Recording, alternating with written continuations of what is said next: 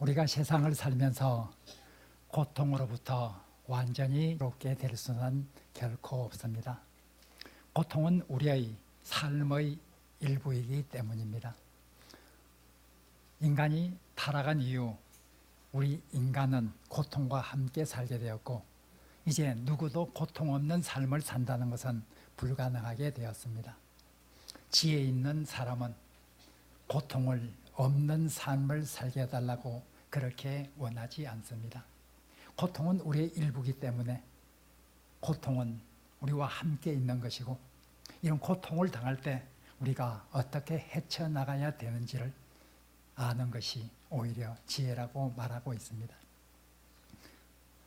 우리들 중에 누구도 고통이 없는 삶, 그것이 가능하다고 생각하지 않을 것입니다. 지금까지 우리 모두는 많은 고통을 겪으며 살아오셨을 것입니다. 우리 인간은 출생을 하면 늙게 되고, 그리고 병들게 되고 죽게 됩니다. 생로병사라고 하는 이것은 누구도 피할 수 없는 과정입니다. 그 가운데 고통이 수반될 수밖에 없습니다. 우리는 세상을 살면서 의식주를 해결해 나가야 합니다. 무엇인가 수고해야 합니다. 이 수고 가운데 때로는 그 수고 자체가 고통이 되기도 하고, 그 수고를 하는 과정에서 많은 고통이 뒤따르기도 합니다. 우리 인간은 감정을 가지고 있습니다. 그렇기 때문에 때로는 분노하고, 때로는 억울해하고, 때로는 한탄을 하고, 때로는 큰 슬픔에 잠기게 됩니다. 우리 인간이 감정의 동물인 이상 분노와 슬픔과 좌절과 억울함과 같은 이런 감정에서 오는 고통을 우리가 완전히 벗어나는 것은 불가능할 것입니다. 뿐만 아닙니다. 우리는 관계 속에서 살아갑니다. 그렇기 때문에 우리의 사랑하는 가족이 고통을 당하면 그 고통은 곧 나의 고통이 되기도 합니다. 사랑하는 친구가 고통을 당할 때 마찬가지입니다. 사랑하는 이웃이 고통을 당할 때 역시 마찬가지입니다. 우리는 관계 속에서 살고 있기 때문에 나 자신에게 오는 직접적인 고통은 아니라 할지라도 우리와 관계를 맺고 있는 우리 주변의 사람들이 고통을 당하는 것은 곧 나의 고통으로 다가오기도 합니다. 우리 인간은 이렇게 고통과 연결되어서 살아가는 존재입니다. 사건과 사고, 우리의 앞에는 항상 사건과 사고와 같은 얘기하지 못하는 이런 일이 놓여 있을 수 있습니다. 때로는 천재지변으로 인해서 고통을 당하기도 하고, 때로는 국가적인 재난을 통해서, 때로는 사회적 재난이 다가와서 그 모든 공동체 회원들이 고통을 당하기도 합니다. 우리 중에 누가 고통 없는 삶을 살 수 있겠습니까? 이 모든 것이 다 고통을 수반하는 일인데, 우리 중에 누가 고통 없는 삶을 살 수 있다고 말할 수 있겠습니까? 고통은 우리의 삶의 일부입니다. 지혜 있는 사람은 고통 없는 삶을 살기를 원하는 것이 아니라, 지혜 있는 사람은 고통을 이길 수 있는 이런 삶을 살기를 원하고 있습니다. 오늘 읽은 이 본문은 우리의 삶의 일부가 되고 있는 이런 고통 가운데 우리가 처하고 있을 때 어떻게 그 고통에서 헤어나올 수 있는지를 한 가지 그 방법과 자세를 우리에게 말해주고 있습니다. 고통을 헤어나오게 하는 이 모든 방법을, 여러 가지 방법이 있겠지만 오늘 본문에서 보여주는 하나님께서 우리에게 제시하고 있는 이 방법, 아주 유용한 방법이 될 것입니다.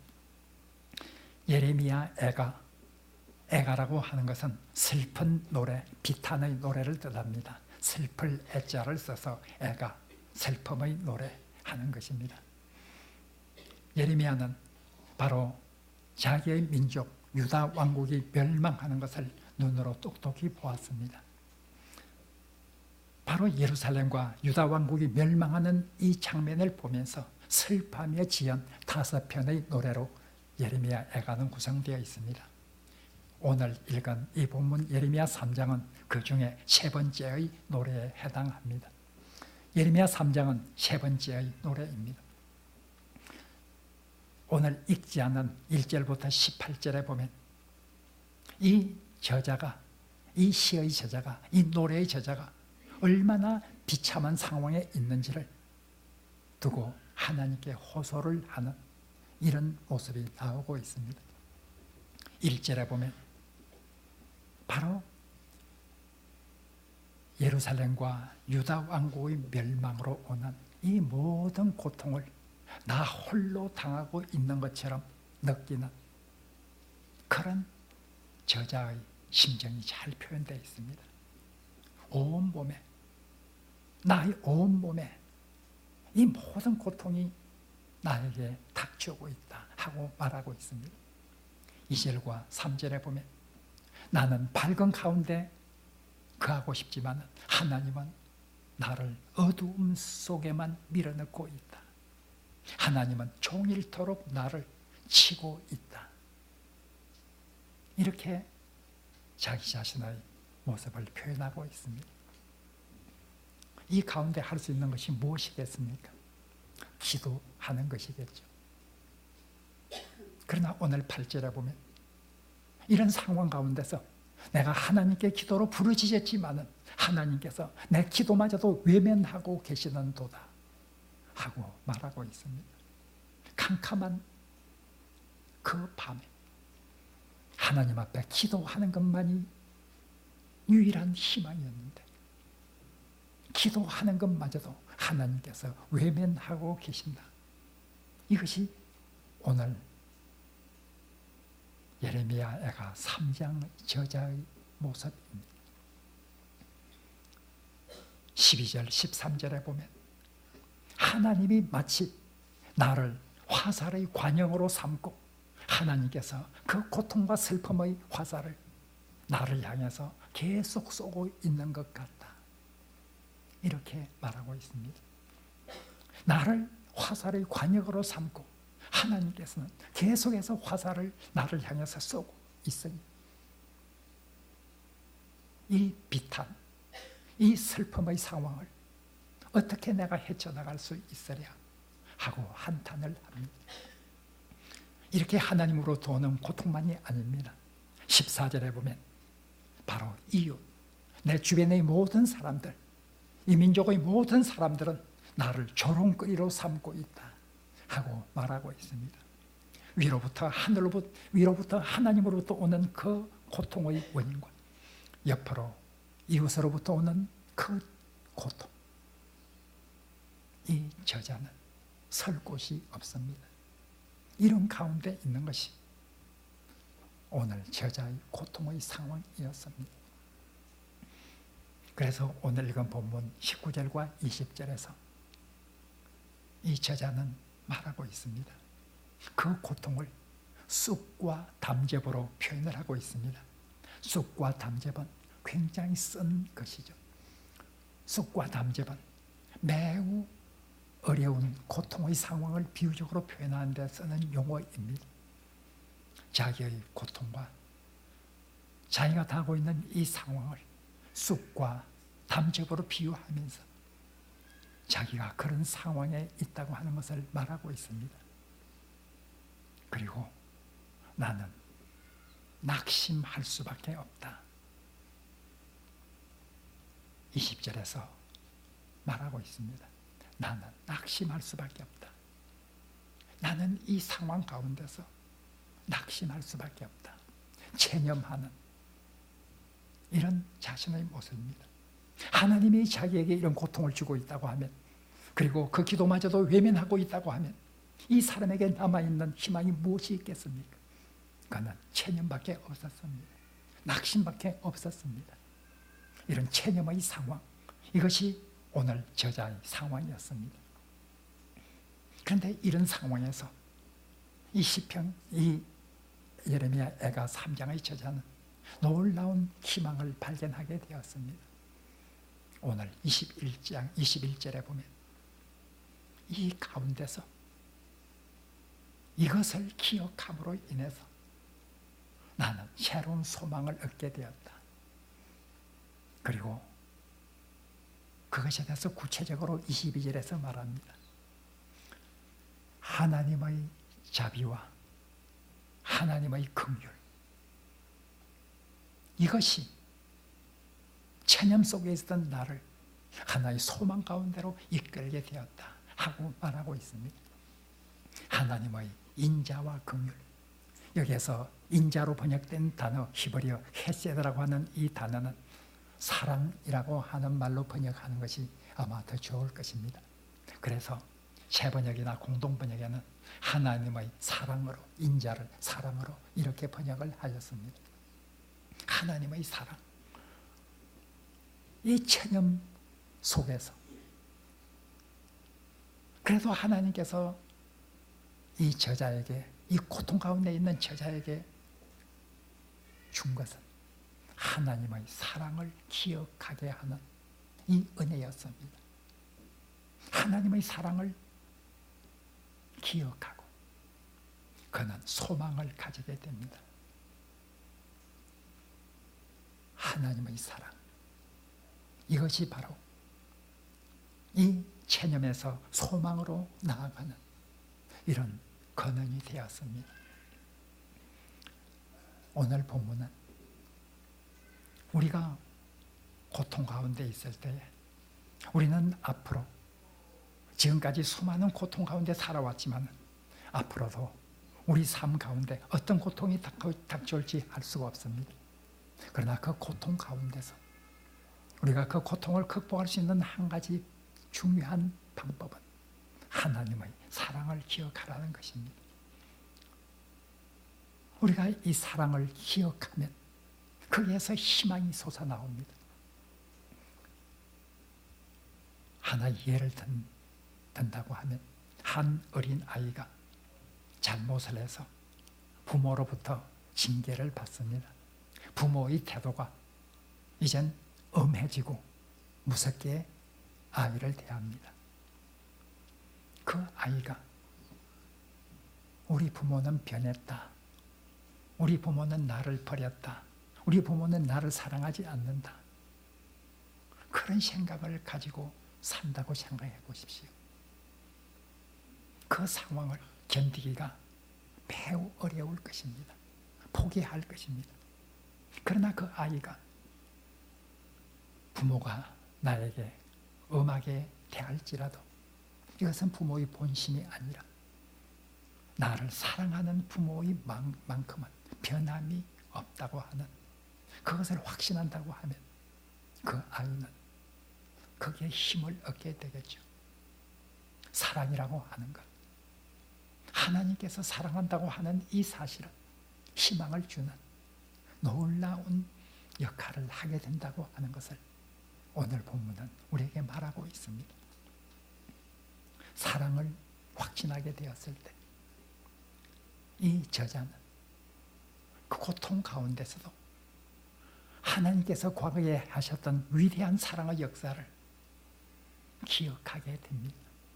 하나님께서 이스라엘 민족을 과거에 어떻게 사랑하셨는가를, 과거 애굽 땅 종되었던 곳에서 어떻게 하나님께서 구원해 주셨는지를,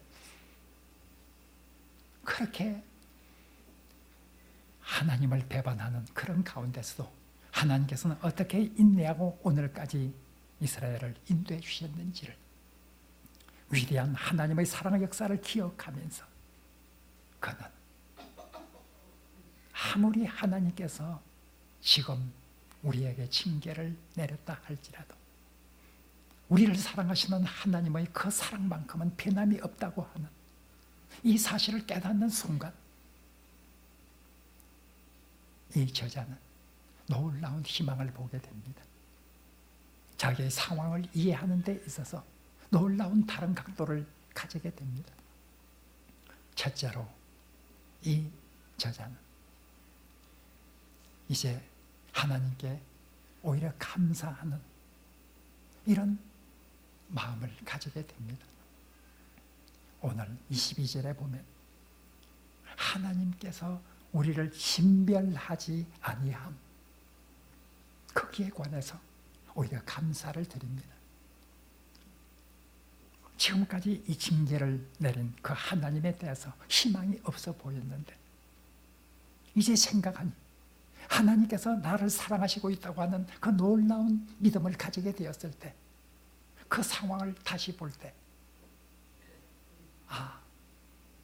우리가 진멸하지 않은 이것조차도 하나님의 은혜와 사랑의 결과라. 하나님께서 우리를 징계하시면서 우리를 완전히 진멸해버리는 그런 징계를 해야 마땅한데도 이제 보니 우리를 진멸하지 아니하신 그것이야말로 하나님의 사랑과 하나님의 긍휼에서 나온 것이었구나 하는 것을 깨닫게 됩니다. 하나님께서 나를 더 가혹하게 그렇게 대할 수 있었을 텐데도 바로 진멸하지 아니한 것만 하더라도 이것이 얼마나 하나님의 은혜요 사랑인가 하는 것을 깨닫게 됩니다. 우리가 고통을 당할 때 왜 나에게 이런 큰 고통이 닥치고 있는가 생각할 수 있습니다. 그러나 때때로 우리는 생각해야 합니다. 나에게 더 큰 고통이 주어질 수도 있었는데 이만한 고통으로 하나님께서 나에게 주신 것이 오히려 감사하다고 하는 이런 관점에서 바라볼 수 있는 그런 믿음이 있어야 합니다.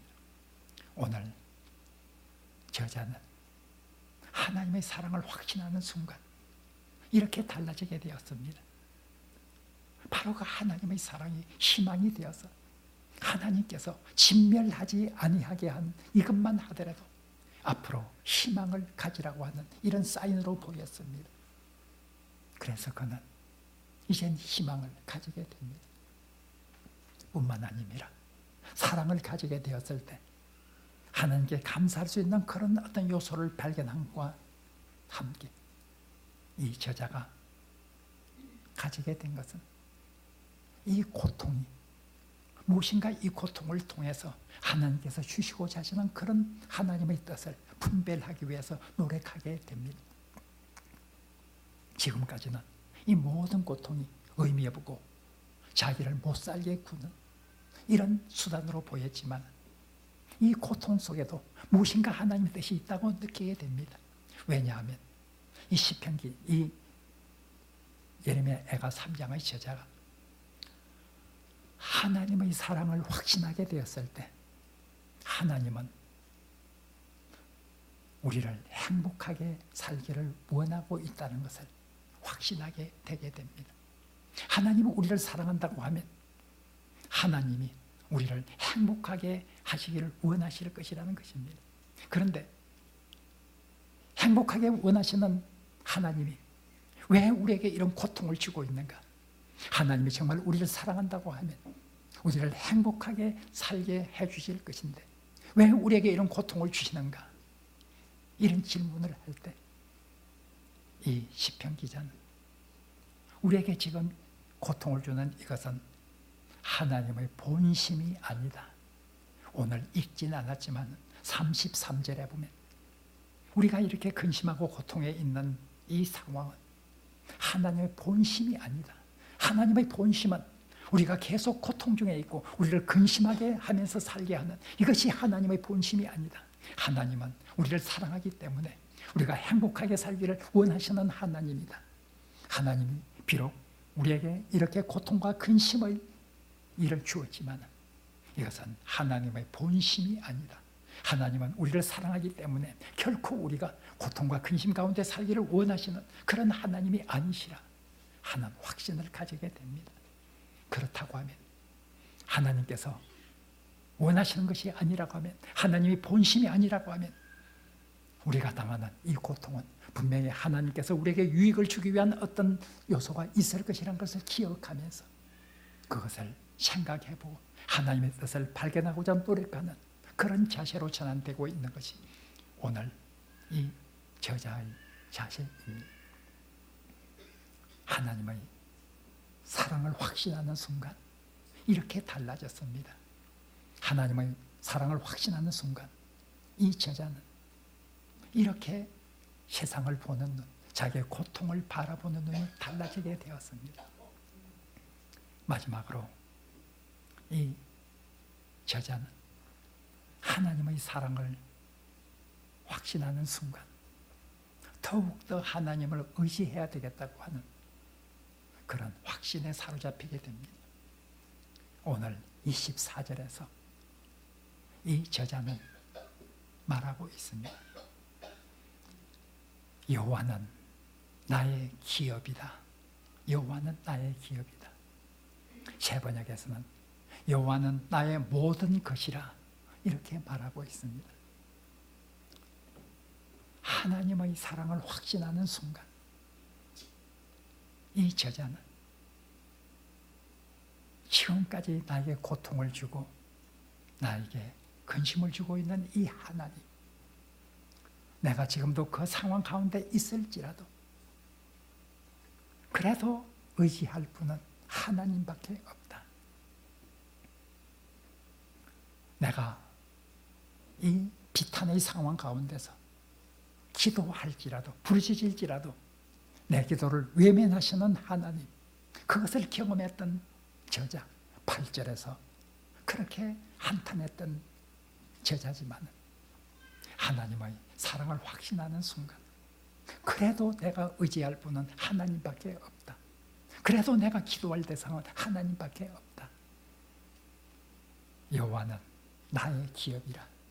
오직 유일한 나의 기업 여호와 하나님 하면서 여호와를 찬양합니다.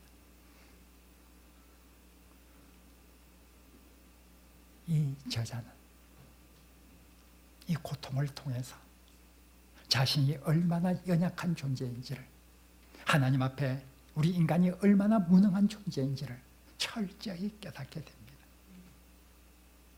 그리고 어떤 상황에 있을지라도 하나님은 나를 사랑하기 때문에 그 하나님을 의지하는 길, 이것이야말로 나의 길을 가는, 나의 삶의 길을 가는 유일한 방법이라고 하는 것을 이 저자는 확신을 하게 됩니다. 기도를 하고 하나님께서 외면하는 것으로 그렇게 체험했던 이 저자, 그러나 하나님의 사랑을 확신하게 되었을 때